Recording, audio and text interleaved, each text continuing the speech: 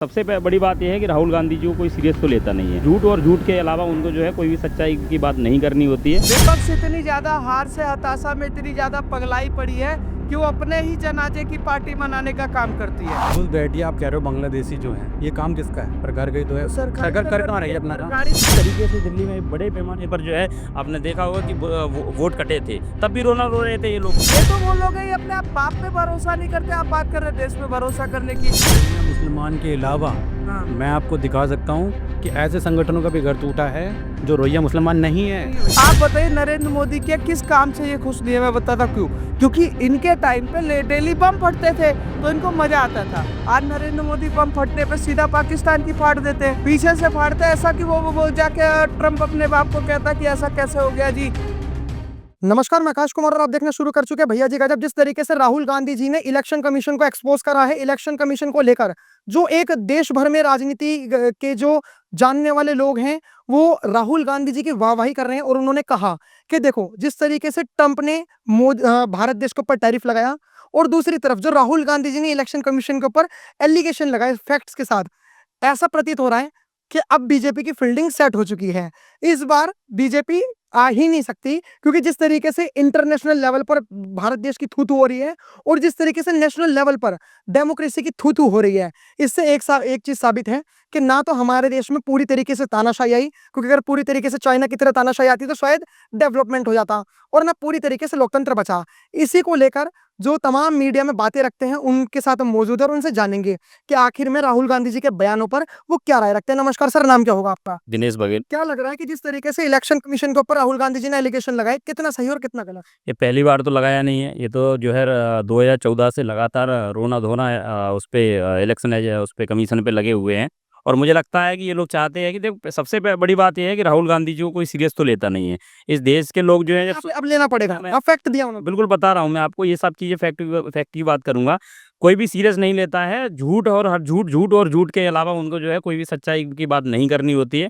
रही बात ये है कि इलेक्शन कमीशन की ये बात करते हैं, इन्हें तो ये चाहिए कि इलेक्शन कमीशन मेरी बात करे। इन्हें ये चाहिए होता है कि इलेक्शन कमीशन मुझे जिताए। इन्हें ये चाहिए होता है कि मेरी अगर वोट नहीं पड़ रही है तो इलेक्शन कमीशन जो है मेरे वोट ज़्यादा निकले। तो इस तरीके की अफवाहें हैं। दिल्ली में भी आपने देखा होगा कि किस तरीके से दिल्ली में बड़े पैमाने पर जो है आपने देखा होगा कि वोट कटे थे, तब भी रोना रो रहे थे ये लोग। तो निश्चित तौर पर ये है, राहुल गांधी जी की जो चीज़ें हैं, जो इनकी पार्टी जो रोना-धोना वो होती है, तो स्पष्टीकरण है। सर, आपको क्या लगता है इलेक्शन कमीशन को ऊपर इतनी बड़ी उंगली उठाना, और अब तो भारत देश में एक तरीके से थू-थू हो रही है इलेक्शन कमीशन को लेकर कि यार वोट चोर। कौन थू-थू कर रहा है सर? विपक्ष के लोग तो अपने आप पर थूक कर रहे हैं। विपक्ष इतनी ज्यादा हार से हताशा में इतनी ज्यादा पगलाई पड़ी है कि वो अपने ही जनाजे की पार्टी मनाने का काम करती है। इनको इलेक्शन कमीशन पे भरोसा नहीं, सीबीआई पे भरोसा नहीं, ईडी पे भरोसा नहीं, एनआईए पे भरोसा नहीं, भारत की सेना पे भरोसा नहीं, भारत की सरकार पे भरोसा नहीं, नीति आयोग पे भरोसा नहीं। ये तो वो लोग ही अपने आप बाप पे भरोसा नहीं करते। आप बात कर रहे देश पे भरोसा करने की।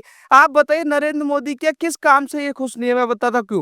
क्योंकि इनके टाइम पे डेली बम फटते थे तो इनको मजा आता था। आज नरेंद्र मोदी बम फटने पे सीधा पाकिस्तान की फाड़ देते हैं, पीछे से फाड़ते हैं, ऐसा कि वो जाके ट्रम्प अपने बाप को कहता कि ऐसा कैसे हो गया जी, बचाइए वरना हम मारे जाएंगे। आज नरेंद्र मोदी के काम पर भारत की जनता ने मुहर लगाया हुआ है, और आज की देश की जनता लगातार जिस तरीके से नरेंद्र मोदी की कार्यशैली को देख रही है, उस पर वोट डालने का काम कर रही है। राहुल गांधी पार्ट टाइम राजनीति करते हैं सर। पार्ट टाइम ऐसे राजनीति करते हैं कि जब उनके चमचे उनको स्क्रिप्ट दे देते हैं तो वो कुछ भी पढ़ के चले जाते हैं और शाम को बियर पीने नेपाल और चीन पहुंच जाते हैं। ठीक है, जब संसद का क्रोनोलॉजी सेट होता है तो ये बाहर जाके एजेंडा लेकर आ जाते हैं। एसआर कर रहे हैं। मुझे एक बात बताइए कि इनको इलेक्शन कमीशन पे क्यों नहीं भरोसा? अगर इलेक्शन कमीशन पे भरोसा नहीं है कांग्रेस पार्टी को तो चुनाव क्यों लड़ रही है? हर चुनाव में अपने विधायक सांसद के उम्मीदवार खड़ी कर देती है और गलती से जीत जाती तो सरकार बनाते। घोटाला, भ्रष्टाचार, दंगे, सेकुलरिज्म के नाम पर लोगों को मारना, जातियों के नाम पे उनको कटवाना, यही तो काम कांग्रेस करती आ रही है 70 सालों से। और राहुल गांधी की हताशा ये है कि आज भारत बात कर रहा है सर, आज भारत बात कर रहा है विकास की। आज भारत बात करता है आंख में आंख मिलाकर बात करने की। आज ट्रंप क्यों डरा हुआ है? आज ट्रंप की हवा टाइट क्यों है? सर, कारण फिर से घूम के वही है। और राहुल गांधी जी ने कहा, उन्होंने 1 घंटे 11 मिनट की वीडियो अपलोड करी। उन्होंने एक बात, पहले मैं आपको एक-एक करके क्वेश्चंस करूंगा आप सबसे। उन्होंने कहा कि लोकतंत्र में सबको राइट्स हैं। इलेक्शन कमीशन से हमने रिपोर्ट्स मांगी कि हमें वोटर्स की वो दो। एक उन्होंने एक कर्नाटक में एक लोकसभा सीट की, एक विधानसभा सीट की वो रिपोर्ट मांगी। उन्होंने हार्ड कॉपी दी, ना कि सॉफ्ट कॉपी दी। जो डिजिटल इंडिया, आपको पता होगा कि पहले लोग नाम जो लिखते थे, जो स्कैन होता था, उसमें लोगों को ढूंढना पड़ता था। लेकिन जब कंप्यूटर आया 1970 और 72 में, तब आपको सिर्फ कंट्रोल F दबाकर वो उसका बस नाम टाइप कर देना था, वो हाईलाइट होकर आ जाता था। राहुल गांधी ने कहा कि हमें कॉपी दीजिए। उन्होंने सॉफ्ट कॉपी की जगह हार्ड कॉपी पकड़ा दी, ताकि वो 2 साल, 3 साल, 4 साल में भी नहीं ढूंढ सकें जो उन्हें वो ढूंढना चाहिए। तो पहले मेरे को इस चीज का जवाब दीजिए, इलेक्शन कमीशन ने अगर वो इतनी ही निष्पक्ष है तो उन्होंने सॉफ्ट कॉपी देने से क्यों कतराए और उन्होंने हार्ड कॉपी दी? सर, इलेक्शन कमीशन इनको सॉफ्ट कॉपी देगी तब भी ये कुछ नहीं कर पाएंगे। इलेक्शन कमीशन ने तो ईवीएम हैक करने के लिए भी तो बुलाया था इनको, तब क्यों नहीं गए?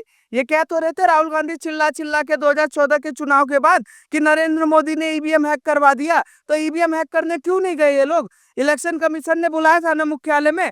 ये इलेक्शन कमीशन के पारदर्शिता पे इसलिए सवाल उठा रहे हैं क्योंकि इनको बाहर से फंडिंग आ रही है, और ऐसी फंडिंग मैं बताता हूँ सर, 2 मिनट सुन लीजिएगा मेरी बात, उसके बाद तो मैं भी जा रहा हूँ। मुझे एक बात बताइए, राहुल गांधी बार बार सवाल उठा रहे हैं कि मुझे सॉफ्ट कॉपी दी, मुझे ये दिया, और उन्होंने बोला मैंने इसकी जांच करवाई। कौन से संगठन से इन्होंने जांच करवाई? कौन से संस्था ऐसी थी जो घर घर जाकर उसने पूछा कि ये वोटर थे कि नहीं थे?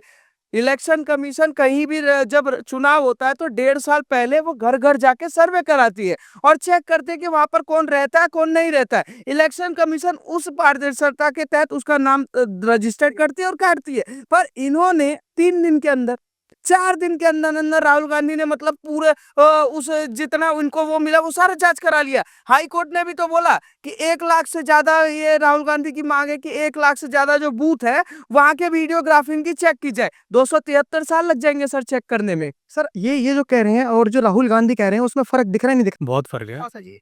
मैं ये कहना चाहता हूँ कि जैसे कोई भी सरकार है सर, वो जिस तरीके से जो भी चीज़ कर रही है, राहुल गांधी जी की बात भी कहीं ना कहीं सही है, ठीक है। बात ये है कि जैसे सरकार सत्ता में है, बीजेपी की है, पर गलती उनकी क्या है कि जो चीज़ें जैसे मिस्टेक से हो रही है, जो भी है जानबूझ के हो रही है। अब पब्लिक इसमें यही बोल सकती है कि भाजपा सरकार ने चोरी की है। लोग बेसिकली यही कह रहे हैं ना कि उन्होंने चोरी की है और उन्होंने वोट चोरी करे हैं और उसके बाद वो जीते हैं।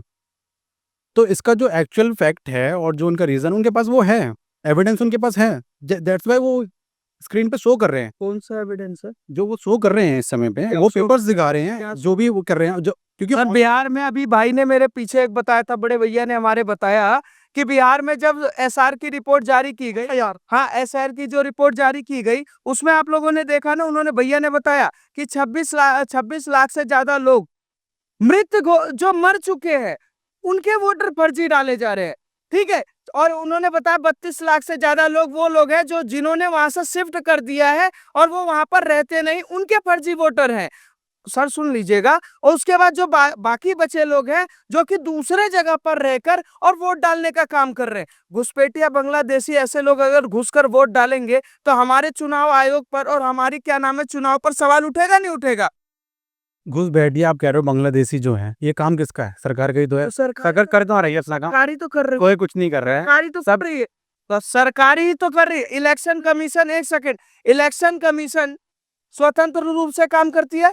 इलेक्शन कमीशन पे सरकार का कोई दबाव नहीं है। इलेक्शन कमीशन का कोई नेता राज्यसभा और उसका विधायक नहीं बनने वाला। सर सुन लीजिएगा, मेरे एक सवाल है, मेरा एक सवाल, सवाल जवाब मेरा पहले ये बोला कि रोहिंग्या और बांग्लादेशियों का काम क्यों कर रही है।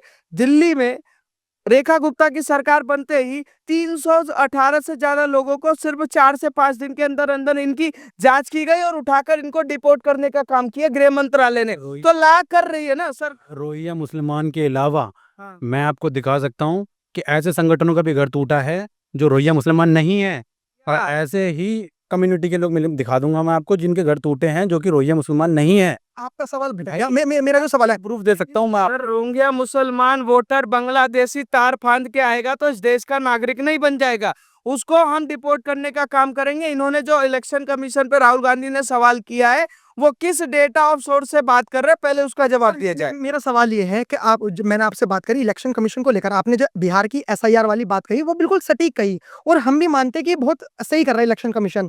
लेकिन जब 2024 के लोकसभा के जो इलेक्शन हुए, हम उस पर आते हैं। कर्नाटक में जो प्रदेश के इलेक्शन होते हैं वो हम उस पर नहीं आते। राहुल गांधी भी कह रहे हैं हम उस पर नहीं आ रहे। जो लोग जो 2024 के जो 2024 का जो लोकसभा का इलेक्शन है उसमें जो धांधली हुई है, एक-एक घर में जिसमें एक व्यक्ति नहीं रह सकता या फिर 2-4 व्यक्ति नहीं रह सकते, उसमें 80-80 लोगों के वोट मिल रहे हैं। और दूसरा एलिगेशन ये है राहुल गांधी जी का, उनका कहना ये है कि जब इलेक्शन कमीशन इतनी सारी चीजें कर रहा है तो सीसीटीवी फुटेज क्यों नहीं दिखा रहा? सीसीटीवी फुटेज तो दिखाने चाहिए। जैसे चंडीगढ़ में मेयर का जो चुनाव हुआ था, मेयर के चुनाव में जो धांधली हुई थी, उस तरीके से वो सीसीटीवी फुटेज क्यों नहीं दिखा रहा? सर सीसीटीवी फुटेज देखिए ना, कौन मना कर रहा है? इलेक्शन कमीशन उनको इनवाइट तो कर रहा है। इलेक्शन कमीशन उनको इनवाइट कर रहा है, बार बार बुला रहा है कि आप आइए, सीसीटीवी कैमरा है, फुटेज है, आप देखिए बैठकर। हम पूरा फुटेज दे देते हैं, डेटा दे देते हैं, आप चेक करिए। आपके पास टाइम है, चेक करिए। क्या आपके कार्यकर्ता जो उम्मीदवार वहां पर चुनाव लड़ता है, क्या वो उस समय नहीं देखता? उस समय वो देखता है ना। उसके 4 आदमी इलेक्शन के बूथ में बैठते हैं। हर पार्टी का जितने बंदे चुनाव लड़ते हैं उसके 2 से 3 बंदे हमेशा बूथ के अंदर बैठे रहते हैं और वो चेक करते रहते हैं सीसीटीवी के बाद कौन वोट डाल रहा है, कौन फर्जी क्या हो रहा है, वो सारा चीज चेक करते हैं। उसके बाद उसी उम्मीदवार के सामने ईवीएम पैक किया जाता है और उसके बाद भी सवाल, उसके बाद भी जवाब। हताशा सर इस बात की है, निराशा इस बात की है कि राहुल गांधी का हार का सामना है और हार का सामना इसलिए कर रहे हैं क्योंकि राहुल गांधी का जो नेतृत्व है, तो काम करने का जो तरीका है, उसमें भारत की जनता को ये नहीं दिख रहा कि राहुल गांधी कहीं सटीक बैठ सकते हैं।